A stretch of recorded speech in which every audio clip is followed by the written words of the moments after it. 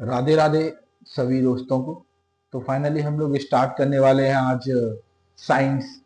Science में हम लोग आज बायोलॉजी पढ़ेंगे। क्या पढ़ेंगे? बायोलॉजी। तो बेसिकली हमने बताया था आपको बायोलॉजी पढ़ेंगे हम। फर्स्ट ऑफ ऑल क्या पढ़ेंगे? बायोलॉजी। साइंस में हम पढ़ेंगे बायोलॉजी। बायोलॉजी को हम हिंदी में जीव विज्ञान कहते हैं। क्या कहते हैं? जीव विज्ञान। क्या कहते हैं? जीव विज्ञान। जीव विज्ञान क्या होता है? जीव हम लोग हैं, पेड़ पौधे हैं, जानवर हैं। इन्हें क्या कहते हैं? जीव विज्ञान कहते हैं। क्या कहते हैं? जीव विज्ञान। बायोलॉजी के दो काइंड्स होते हैं। कितने पार्ट हैं? दो पार्ट हैं। कितने हैं? दो। तो फाइनली बायोलॉजी के कितने पार्ट हैं? दो पार्ट। कितने हैं? दो। फर्स्ट आपका होता है जूलॉजी, सेकंड आपका होता है बॉटनी।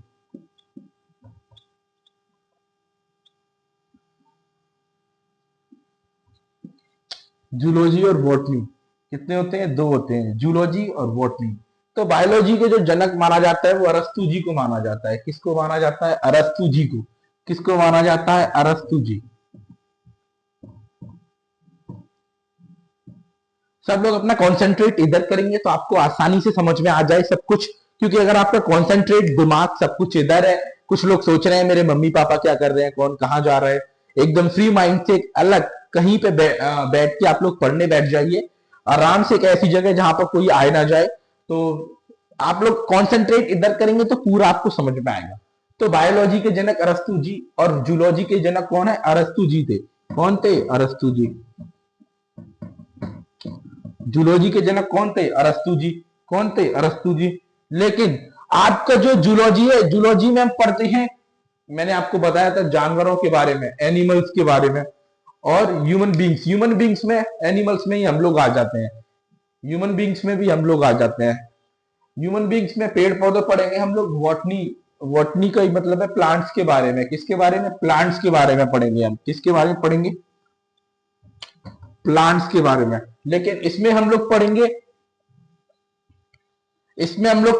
जीव जंतुओं के बारे में। किसके बारे में? जीव जंतुओं के बारे में। किसके बारे में? जीव जंतु।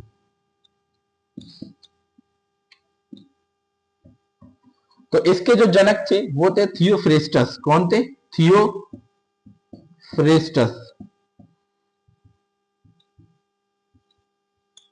थियोफ्रेस्टस। जूलॉजी के जनक अरस्तु, बॉटनी के जनक थियोफ्रेस्टस। कौन से? थियोफ्रेस्टस।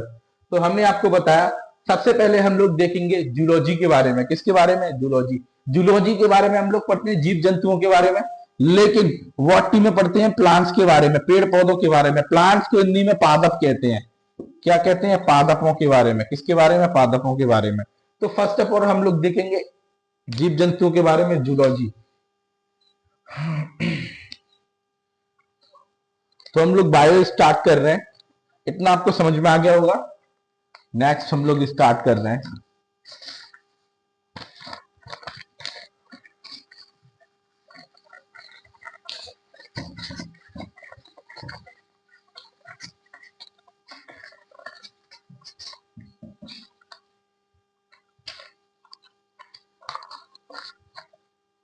इसका पहला पार्ट होता है बायोलॉजी का, वो होता है सेल। सेल के बारे में हम लोग पढ़ते हैं, जिसको हम हिंदी में कोशिका बोलते हैं। क्या बोलते हैं? कोशिका। सबसे पहले हम लोग सेल के बारे में पढ़ेंगे। किसके बारे में पढ़ेंगे? सेल के बारे में, यानी कि कोशिका के बारे में पढ़ेंगे। किसके बारे में?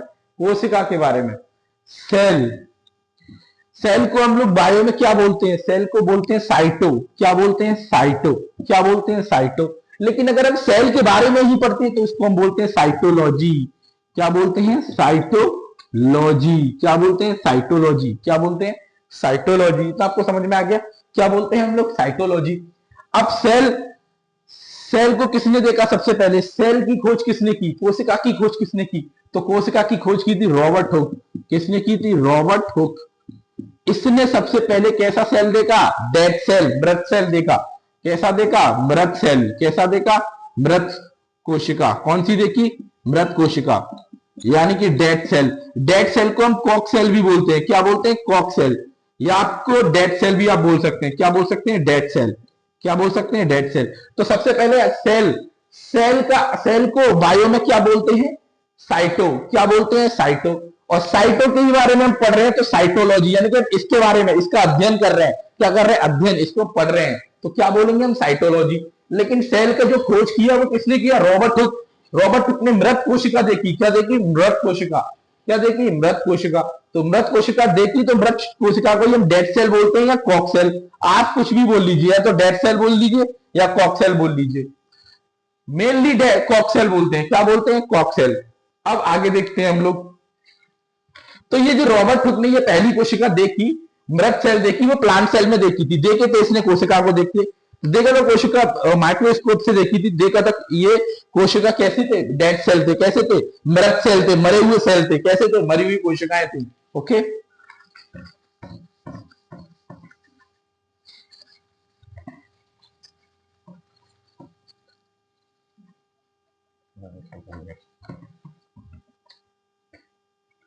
अब कोशिका का सिद्धांत किसने दिया? कि हमारा पूरा शरीर किससे मिलकर बना है? कोशिका से मिलकर। स्लाइडेन एवं स्वान ने बोला कि हमारा पूरा शरीर किससे मिलकर बना है? जैसे घर बनता है, घर किससे मिलकर बनाता है? सीमेंट से और ईंट से मिलकर बनता है। ऐसा ही हमारा कोशिका किससे मिलकर बना है? कोशिका किससे मिलकर बना है? सॉरी, हमारा बॉडी किससे मिलकर बना है? सेल से मिलकर बना है। किससे मिलकर बना है? सेल। जो हमारा पूरी बॉडी है वो किससे मिलकर बनी है? सेल से मिलकर। किससे मिलकर? पूरी बॉडी किससे मिलकर बनी है? सेल से। ये सिद्धांत कि पूरी बॉडी किससे बनी है? सेल से। इस सिद्धांत किसने दिया? स्लाइडिन स्वान। स्लाइडेन और स्वान ने यह कहा कि हमारा जो पूरी बॉडी है वो किससे मिलकर बनी है? सेल। सेल से मिलकर बनी है। किससे मिलकर? सेल। आप हर जगह देख लो, बालों में भी कोशिका है, नाखूनों में भी कोशिका है, हर जगह कोशिका ही कोशिका मिलेगी। अब ये कोशिका क्या है, उसके अंदर के पार्ट्स क्या है, उनके बारे में भी हमें जानना जरूरी है। तो सबसे पहले हम लोग जानते हैं कि कोशिका क्या है और कोशिका किस चीज में अवेलेबल है। और कोशिका आपको पता है कोई रिमोट वाला सेल या वो सेल नहीं है, ये सेल हमारी बॉडी में पाए जाते हैं। एटलीस्ट पूरी बॉडी किससे मिलकर बनी है? सेल से मिलकर। तो हम आगे देख लेते हैं कि सेल का जो सेल होता है इसके अंदर बहुत सारे पार्ट्स होते हैं। ये तो मैं बता रहा हूं छोटा होता है, ये तो मैंने बहुत बड़ा कर दिया, छोटा ही है। हम माइक्रोस्कोप से देखते हैं इसको, बहुत छोटा, बहुत छोटा, बहुत छोटा होता है। कैसा होता है? बहुत छोटा। ये तो मैंने थोड़ा बड़ा कर दिया, लेकिन बहुत छोटा होता है एटलीस्ट। तो कोशिका, ये कोशिका के ऊपर वाले भाग को हम क्या बोलते हैं? Cell membrane. क्या बोलते हैं? Cell membrane. क्या बोलते हैं? Cell membrane. क्योंकि ये ऊपर की दीवार को हम क्या बोलेंगे? Cell membrane. हिंदी में कोशिका झिल्ली। ये जो आपका कोशिका है, ये ऊपर वाला पार्ट है, ये ऊपर वाला ये किससे मिलकर बनी है? Cell membrane. कोशिका झिल्ली है, ये क्या है? सेल मेम्ब्रेन है। क्या बोलते हैं हम? Cell membrane. लेकिन ये किसकी बनी होती है? प्रोटीन की। किसकी? प्रोटीन। किसकी? प्रोटीन की। किसकी? प्रोटीन। अब प्रोटीन आती कहां से है? आप लोगों को ये भी तो पता होना चाहिए। लेकिन हम आगे देखेंगे कि प्रोटीन कहां से आता है और प्रोटीन क्या है। प्रोटीन के बिना आप जी नहीं सकते, आपको ही पता है, क्योंकि प्रोटीन होगा तो हमें एनर्जी भी हमारे होती है। लेकिन सबसे पहले प्रोटीन आता कहां से, इसका भी तो हमें पता होना चाहिए। तो यही देखेंगे हम लोग कि प्रोटीन कहां से आता है। आप लोग स्क्रीनशॉट ले लीजिए, कोई दिक्कत ना हो आपको। अगर आप लोगों का माइंड है, सब कुछ यही है, तो एटलीस्ट आप सब कुछ जान सकते हैं। मैंने आपको बताया सेल के ऊपर वाले भाग को हम क्या बोलते हैं? सेल मेम्ब्रेन, जो कि प्रोटीन का बना होता है। किसका बना होता है? प्रोटीन का बना होता है।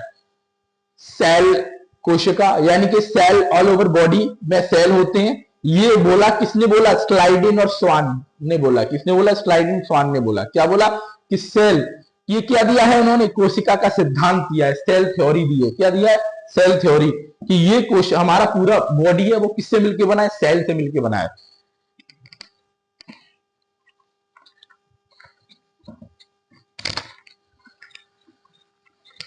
आगे देखते हैं हम लोग।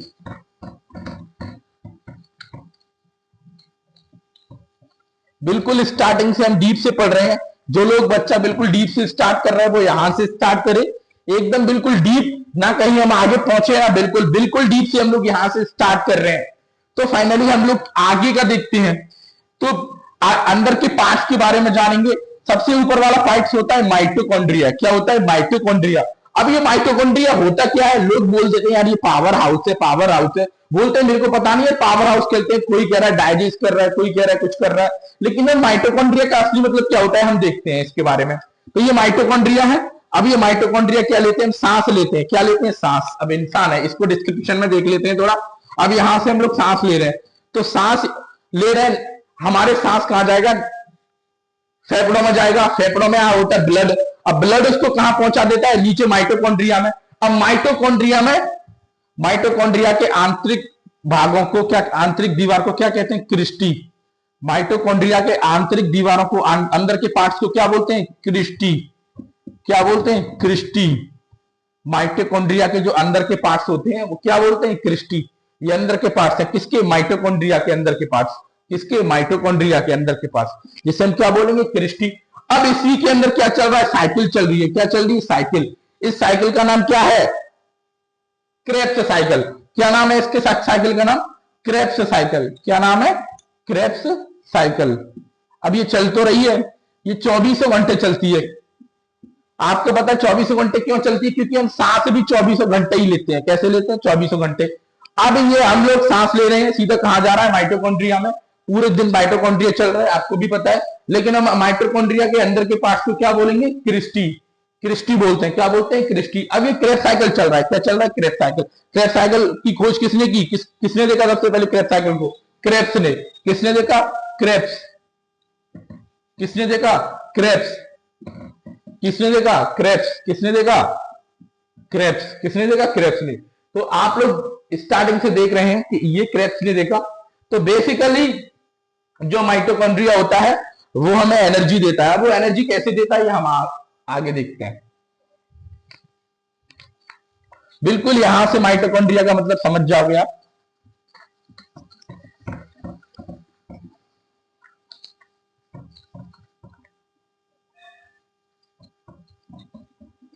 सर माइटोकॉन्ड्रिया पावर हाउस के कहते हैं। पावर हाउस कहते हैं बेटा, आगे देखो कैसे कहते हैं, यही हम लोग जानने वाले हैं कि माइटोकॉन्ड्रिया को पावर हाउस क्यों कहते हैं। अब आप लोगों ने देखा ये माइटोकॉन्ड्रिया, यहां से हम सांस लेते हैं, फेफड़ों में जाता है, फेफड़े में आया होता है खून, खून ब्लड, ब्लड इसको कहां पहुंचा देता है? माइटोकॉन्ड्रिया में। माइटोकॉन्ड्रिया के आंतरिक भाग को क्या बोलते हैं? क्या बोलते हैं? क्रिस्टी। क्या बोलते हैं? क्रिस्टी। इसी के अंदर क्रेब्स साइकिल चल रहा है। क्या चल रहा है? Krebs cycle. ये क्रेब्स साइकिल, ये माइटोकॉन्ड्रिया का क्या है? माइटोकॉन्ड्रिया में क्या आता है? सांस आ रहा है। अब हम लोगों ने सांस ली, ऑक्सीजन लिया, तो बेसिकली क्रेब्स साइकिल हमें देता है 38 एटीपी। कितना दे रहा है? 38 एटीपी। कितना दे रहा है? 38 एटीपी। 38 एटीपी मिला के क्या बनाते हैं? एक ग्लूकोज। एक ग्लूकोज। एक ग्लूकोज से ही क्या बनता है? 4.2 किलो कैलोरी एनर्जी। कितना मिलता है? 4.2 किलो कैलोरी एनर्जी। कितना मिलेगा? 4 किलो कैलोरी एनर्जी। दिन भर इंसान को काम करने के लिए कितना चाहिए? 2500 किलो कैलोरी एनर्जी। कितना चाहिए? 2500 किलो कैलोरी एनर्जी। कितना चाहिए? 2500 किलो कैलोरी एनर्जी। तो दिन भर इंसान को काम करने के लिए क्या चाहिए? एनर्जी। अब पता लग गया हम इसे क्यों कहते हैं पावर हाउस, रीजन पता लग गया। स्टार्टिंग से समझाता हूं आपको। हम लोग सांस लेते हैं, सांस, सांस कहां जाता है? फेफड़ों में। फेफड़ों में आया होता है ब्लड, ब्लड इसको माइटोकॉन्ड्रिया में भेज देता है। माइटोकॉन्ड्रिया में क्या चल रहा है? Krebs cycle. क्रेब्स साइकिल क्या चल रही है? 24 घंटे चल रही है। तो क्रेब्स साइकिल हमें क्या दे रही है? 38 एटीपी दे रही है। 38 एटीपी मिला, 38 एटीपी मिला के क्या बना रहा है? एक ग्लूकोज। एक ग्लूकोज कितना एनर्जी दे रहा है? 4.2 किलो कैलोरी एनर्जी। और दिन भर इंसान को काम करने के लिए कितना एनर्जी चाहिए? 2500 kilo calorie energy. Daily work nation, daily work जो इंसान कर रहा है, कितना कर रहा है? Daily work. उसको कितना एनर्जी की आवश्यकता है? 2500 किलो कैलोरी की आवश्यकता है। अब यहीं से आप लोग समझ जाओगे कि 2500 किलो कैलोरी का मतलब आप लोग समझ गए, ये होता है एनर्जी। किलो कैलोरी क्या होता है? एनर्जी। यानी कि एक ग्लूकोज कितना दे रहा है? 4.2। मिनिमम 4 खजूर आप खा लीजिए, आपको एनर्जी मिल जाएगा। 4 खजूर आप खा लीजिए, आपको एनर्जी मिल जाएगा। सेकंड पार्ट्स को देखते हैं हम लोग। स्क्रीनशॉट ले लीजिए, आपकी समझ में आ गया होगा।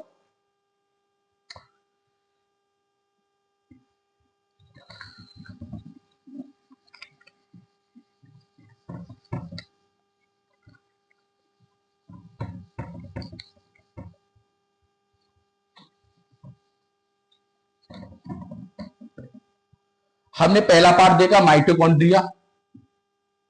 अब नीचे देखेंगे हम लोग गोल्जी बॉडी। क्या देखेंगे? Golgi body. अब ये तो माइटोकॉन्ड्रिया तो एनर्जी बना रहा है, आपको पता है एनर्जी का निर्माण कौन कर रहा है? माइटोकॉन्ड्रिया। तभी तो इसे पावर हाउस बोल रहे हैं भाई। अब ये गोल्जी बॉडी का क्या काम होता है, इसका भी तो हमें पता लगना चाहिए। बेटा ये एनर्जी को ट्रांसफर करता है। आपको पता है हमारे हर एक पार्ट्स को एनर्जी चाहिए। मैं मुंह से बोल रहा हूं जिनको एनर्जी चाहिए, मैं हाथ खोल ला रहा हूं, हाथ क्यों हिल रहा है? बिकॉज उसको एनर्जी मिल रहा है। ये भी हिल रहा है, मैं चल भी रहा हूं, कहीं भी आ जा सकता हूं, क्योंकि मैं खाना खाता हूं, उससे मुझे एनर्जी मिल रही है। लेकिन वो एनर्जी मिल कहां से रही है? गोल्जी बॉडी दे रहा है, ट्रांसफर कर रहा है एनर्जी को। कहां? गोल्जी बॉडी का काम ही यही है कि जो ये माइटोकॉन्ड्रिया होता है उसके नीचे ठीक गोल्जी बॉडी आया हुआ होता है, ये एनर्जी बनाता हुआ जाएगा और ये हर पार्ट्स को एनर्जी देता हुआ जाएगा। ये मेरे हाथ में भी एनर्जी पहुंचा देगा, मेरे के जीभ को भी एनर्जी दे देगा, क्योंकि मैं बोल रहा हूं। अभी एनर्जी खत्म हो जाए तो मैं बोल पाऊंगा नहीं, जैसे आधा घंटे बोल पाऊंगा, फिर उसके बाद बोलने लगूंगा,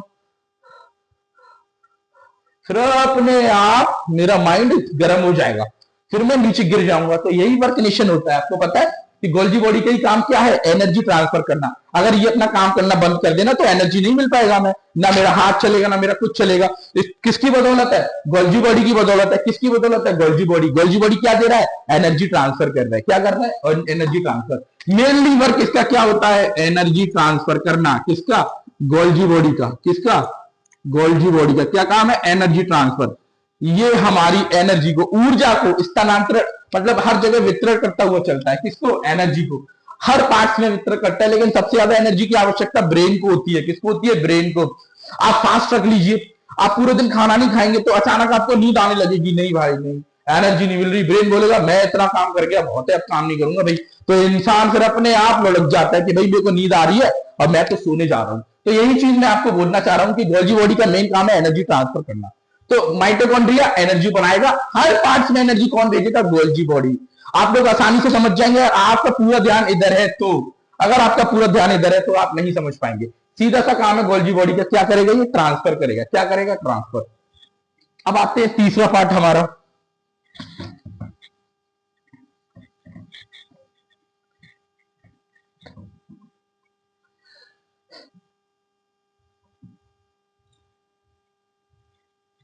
ये कंकाल का काम करता है, इसको हम एंडोप्लाज्मिक रेटिकुलम बोलते हैं। क्या बोलते हैं? Endoplasmic reticulum. क्या बोलते हैं? Endoplasmic reticulum. अब एंडोप्लाज्मिक रेटिकुलम का क्या काम होता है? एंडोप्लाज्मिक रेटिकुलम, कोशिकाएं, हम चलते हैं, कोशिकाएं आसपास दौड़ती हैं, कोशिकाएं पचकने से बचाता है, कोशिकाओं को मरने से बचाता है। कौन? Endoplasmic reticulum. एक स्केलेटन का काम करता है, कंकाल का काम करता है। ये अगर ढाल बन के खड़ा है तो कोई दिक्कत नहीं आएगी, डोंट वरी। ये किसका काम कर रहा है? कंकाल का काम कर रहा है। एंडोप्लाज्मिक रेटिकुलम किसका काम कर रहा है? कंकाल का। अब ये एंडोप्लाज्मिक रेटिकुलम कैसे कंकाल का काम कर रहा है? अब आपको भी पता है, हम ऐसे हो रहे हैं, ऐसे हो रहे हैं, तो हमारी रीढ़ की हड्डी का कंकाल है कि नहीं है? अगर ये टूट जाए तो क्या कंकाल बना रहेगा? नहीं, हम नीचे फिर जिंदगी में इंसान ऊपर उठेगा ही नहीं। तो ये एंडोप्लाज्मिक रेटिकुलम किसका कंकाल है? पूरी ऑल ओवर बॉडी का skeleton, sorry all over cell का स्केलेटन कौन है? Endoplasmic reticulum. यही सभी कोशिकाओं को संभालता है, कोई दिक्कत नहीं होने देता। और एंडोप्लाज्मिक रेटिकुलम को हम लोग देख लेते हैं डिस्क्रिप्शन में।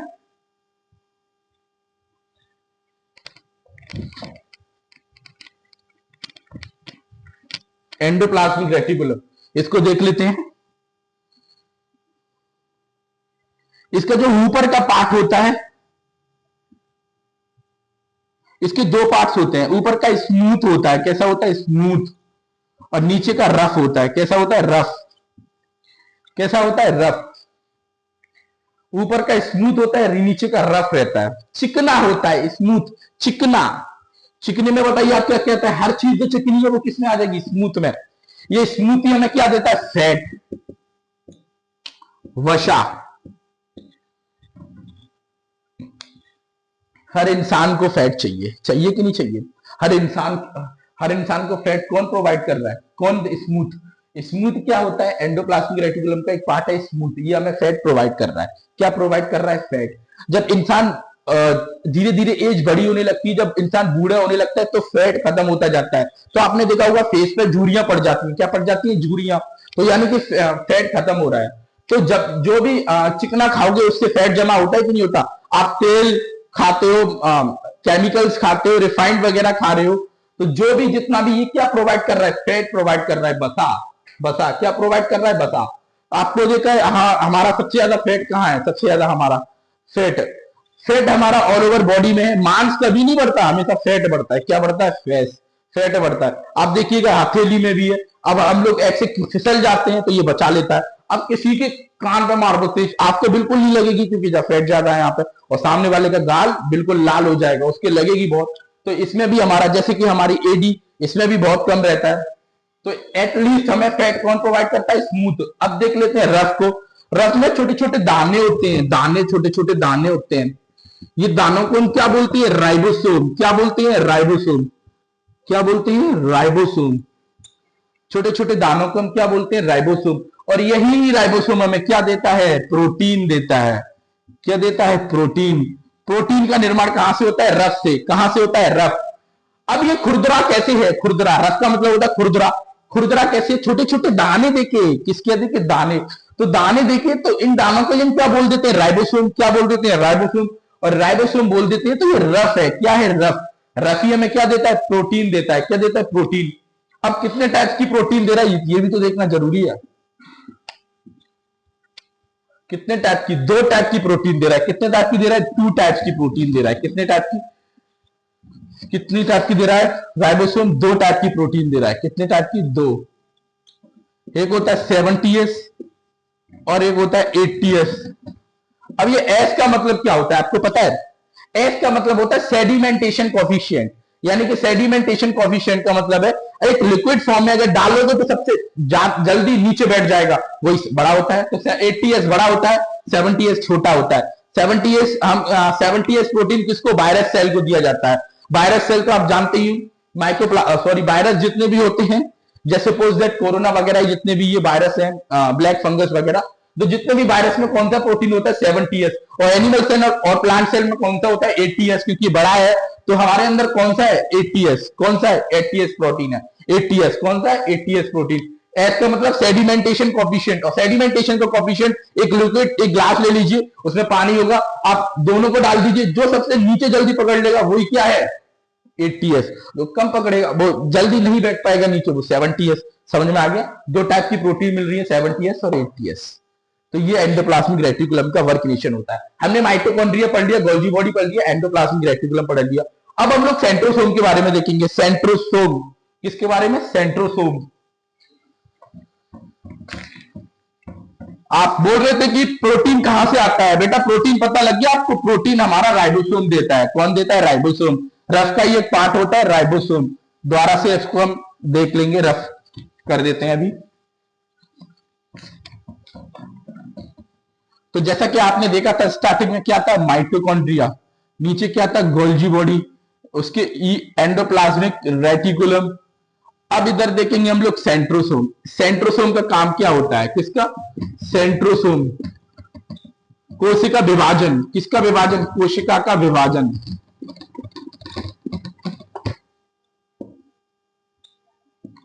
कोशिका विभाजन। सेंट्रोसोम का मतलब क्या होता है? कोशिका विभाजन। यानी कि सेंट्रोसोम कोशिका विभाजन, यानी कि कोशिका मर जाती है तो दोबारा बन जाती है। तो सबसे ज्यादा कोशिका विभाजन कहां होता है? लीवर में।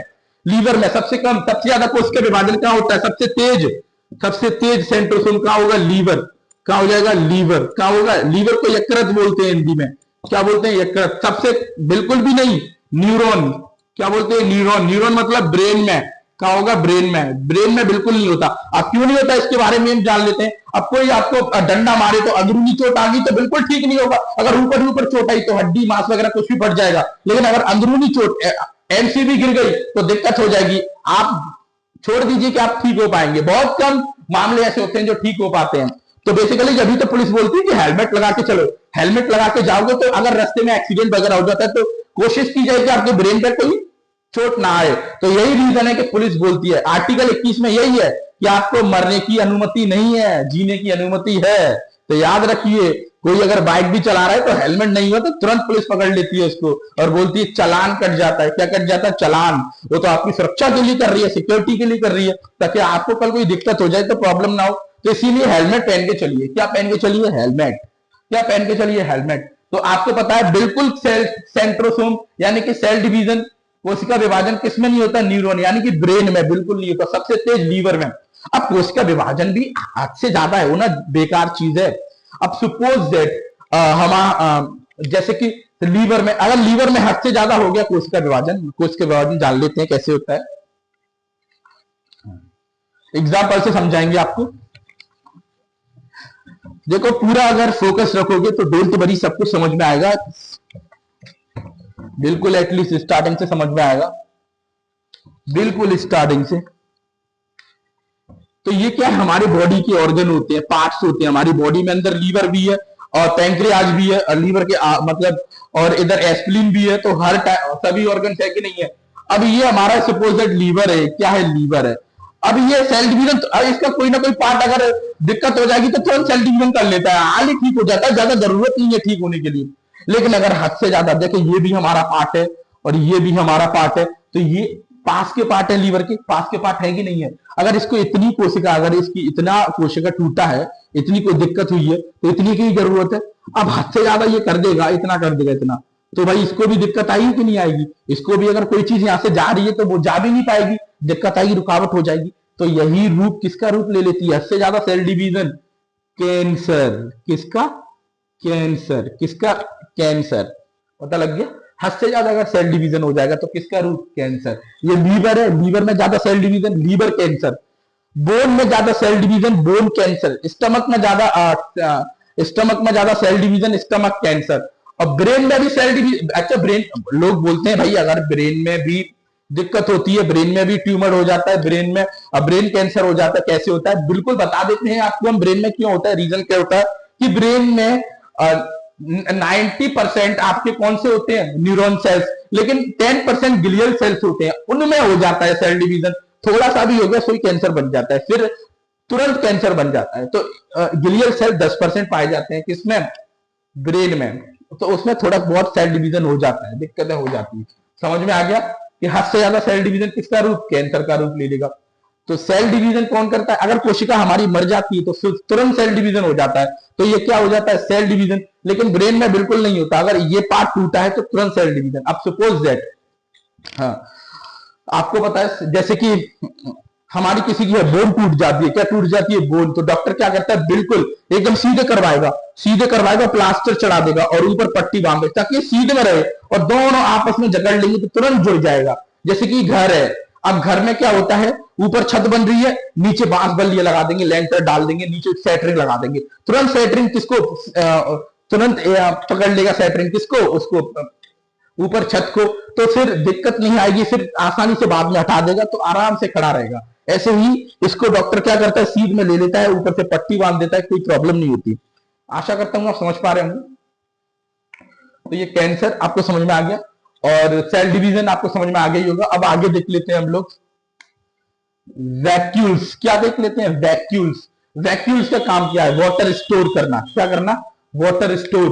क्या करना, वाटर स्टोर। वैक्यूल्स क्या काम करता है, वाटर स्टोर। क्या करता है, वाटर स्टोर। वैक्यूल्स का क्या काम है, वाटर स्टोर। समझ पा रहे होंगे सब लोग।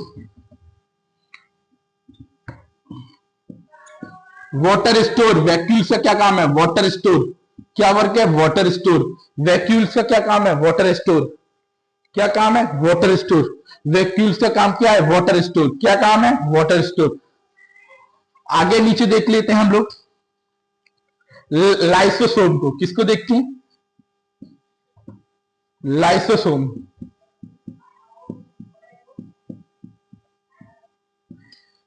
लाइसोसोम का क्या काम रहता है, लाइसोसोम।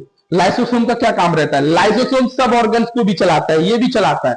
सब ऑर्गन्स को कौन चलाता है, लाइसोसोम। अगर कोई दिक्कत करता है तो अपना एसिड छिड़क देता है। लाइसोसोम के अंदर एसिड होता है, क्या होता है, एसिड, जिसको जिसको हम हाइड्रोलाइटिक एसिड बोलते हैं। क्या बोलते हैं, हाइड्रोलाइटिक एसिड। कौन सा एसिड होता है, हाइड्रोलाइटिक एसिड। किसके अंदर होता है, लाइसोसोम के अंदर। किसके अंदर होगा ये, लाइसोसोम के अंदर। किसके अंदर होता है, लाइसोसोम। हाइड्रोलाइटिक एसिड किसके अंदर है, लाइसोसोम के अंदर। कोई भी अगर ऑर्गन्स बोलता है माइटोकॉन्ड्रिया मैं काम नहीं कर रहा भाई, तो कौन, लाइसोसोम दिक्कत करेगा, करेगा कि नहीं करेगा। लाइसोसोम अपना एसिड छिड़क देगा, इसे मार देगा, सेंट्रोसोम बना देगा। अब आता है न्यूक्लियस, सेल का ही ब्रेन, यानी कि पूरे सेल का राजा कौन कहलाता है, nucleus. King of cell, nucleus. Nucleus को हम लोग देख लेते हैं।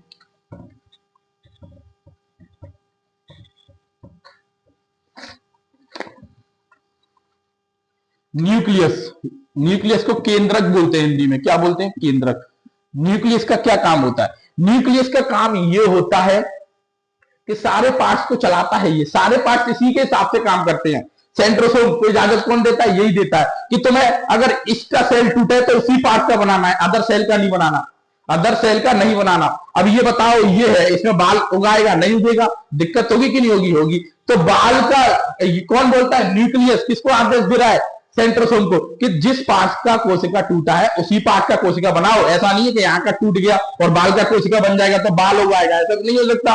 तो जहां का कोशिका टूटा है, लेकिन कभी कभी दिक्कत कर देता है, ये भी गड़बड़ी दे देता है, तो कभी कभी अपने देखा होगा 6-6 उंगलियां निकल आती है, 3-3 आंख हो जाती है। तो ये न्यूक्लियस कभी कभी गलत आदेश दे देता है, किसको, सेंट्रोसोम को। तो यही है कि गलत आदेश दे देता है और कुछ नहीं है, बाकी सब इसी के हिसाब से करते हैं काम, सब इसी के हिसाब से। माइटोकॉन्ड्रिया बोलेगा मैं काम नहीं कर रहा, मैं भाई वो एनर्जी का निर्माण नहीं करूंगा, तो तुरंत बोलेगा किसको, लाइसोसोम पे एसिड छिड़को अपना इसके ऊपर, तो ये एसिड छिड़केगा, इसको माइटोकॉन्ड्रिया को मार देगा, और सेंट्रोसोम को बोलेगा कि आप दोबारा इसको माइटोकॉन्ड्रिया को बनाओ। तो मैंने बोला सेंट्रोसोम का क्या है, कोशिका विभाजन, जहां से भी सेल टूट जाए सेल का पुनर्निर्माण कौन कर देता है, सेंट्रोसोम। लेकिन ब्रेन में नहीं करता, मैंने आपको बताया ब्रेन नहीं करता।